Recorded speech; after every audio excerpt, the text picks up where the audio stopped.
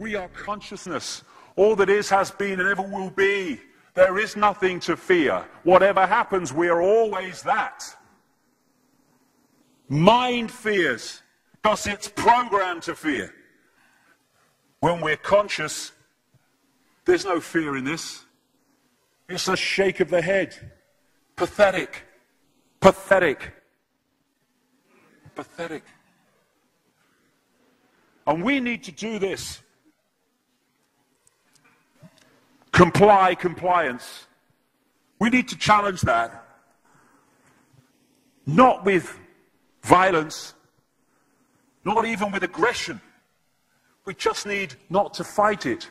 We need to walk away, because without our acquiescence, it cannot survive. You know, when you look at a pyramid, we've been manipulated to believe the power in a pyramid is at the top. It ain't. The top of the pyramid is there because the rest of the pyramid's holding it up. We're holding this whole thing together. There's a story I told many years ago of a British comedian called Larry Grayson, who died. I kind of knew him vaguely, and not closely, but vaguely.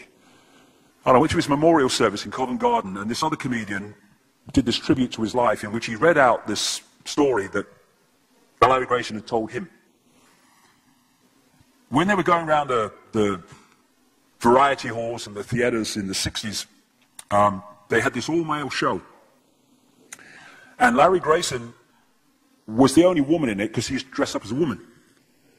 And he said that the end of the show, the last scene, all the sailors, all the men came on dressed as sailors, and they were singing Rule Britannia. You know, Rule Britannia, Britannia rules the waves. Oh, I'm very pleased for you. Okay? And as it built up, Larry Grayson would come on dressed as Britannia with the helmet and the shield, and he would be manhandled up the side of this pyramid to the top for the big finish. And he said one night, he said things seemed to be going rather well. He said, and then I noticed that a sailor in the bottom left-hand corner had got rather a cough. And this cough got worse and worse and worse, to the point where the sailor couldn't stay in the pyramid anymore and stepped out of it. Larry Grayson, symbolic of this elite at the peak of the pyramid, ended up in the second row. And the elite, the power center, had done nothing to bring about this. One sailor, the bottom of the pyramid, had got a cough. And the whole thing collapsed. And I listened to that and I thought, my God, yes, that's it. We, the powerless people, are holding the powerful people up there, and they know that. They're terrified of us realizing that. Do you remember that movie, animated movie, A Bug's Life? A Bug's Life with the grasshoppers? And what happened was, there was these ants, an ant island as they called it, and these grasshoppers used to come every year and take all the food, and the ants had to spend a whole year gathering the food together for the grasshoppers because they were terrified of the grasshoppers. And there weren't many of these grasshoppers, and one day they're in their winter quarters in a tree, these grasshoppers, and they've got all the food they need, and someone suggested among the rank and file grasshoppers that they didn't need to go to Ant Island this year because they had all the food they needed.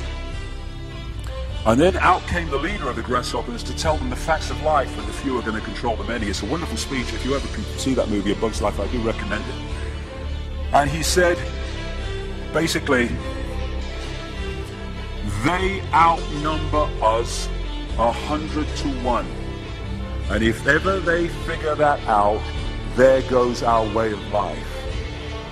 So we have to keep the pressure on, basically. We have to keep them working, so they don't figure out where the real power is. And that's why this network of manipulation works so hard to keep us in these states. Like I said earlier, what are people leaving foreclosed homes for? Foreclosed by banks that have caused the unemployment that lead to them having to leave their homes. Stay there, refuse to leave, make it difficult for them. Expose them for what they are. We make it so easy, the non-compliance. No longer will we just do it because we're told to do it. Is it just? Is it right? Okay, I'll do it. Is it unjust? Is it not right? I ain't doing it. We start to make the decisions on what we will and will not do based on our values and not some imposition from the dark suits. These people are gonna give me, grant me, or grant me not my freedom. I'm all that is. You can't grant me freedom. No one can grant me freedom. I am freedom. It's what I am.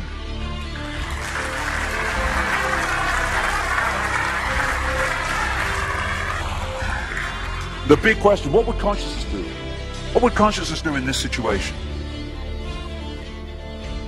And when we ask that question, it really just changed the way we see the world.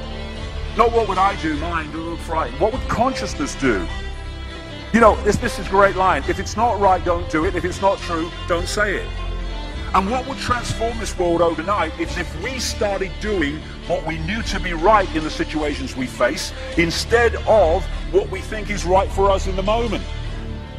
Not what are the consequences for me, or what's the best thing for me, how do I get the best deal out of this? What is right? What is just in this situation? If we started making decisions based on that, the world would transform overnight. These are very simple things. If we want a world of peace, then we need to be peaceful. We don't need to fight for it. We just need to be peaceful, and we'll bring that about. If we want a world of kindness, we need to be kind, and then it will naturally unfold.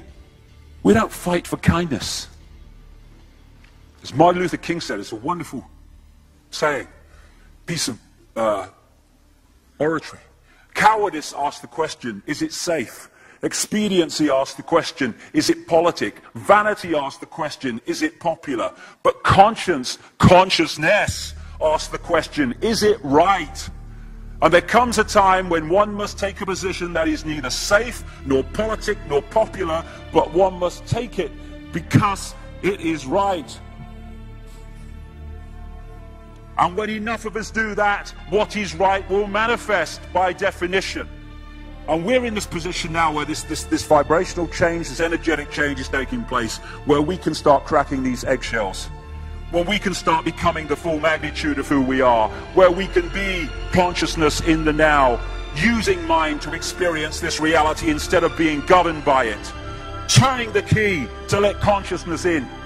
We're being offered this opportunity now. No longer can we say we didn't realize who we are, we didn't know we could do that.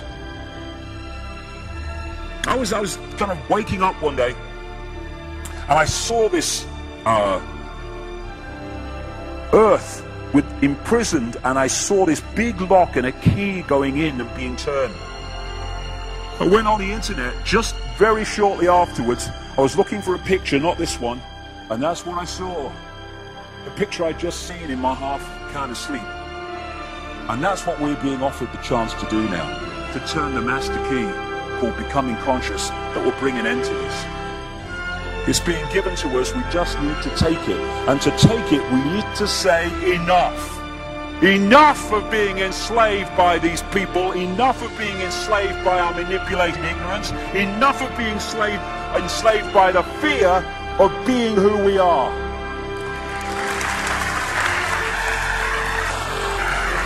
Enough! It is time to fly. It is time to fly. Thank you very much.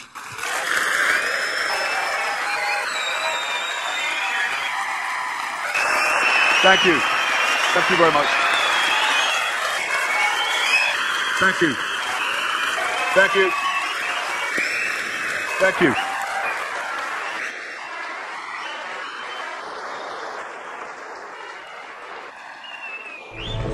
Enemy is approaching fast, requesting orders. General, what should we do? There's no response from command, or from party leader Creedy. Stand down! Stand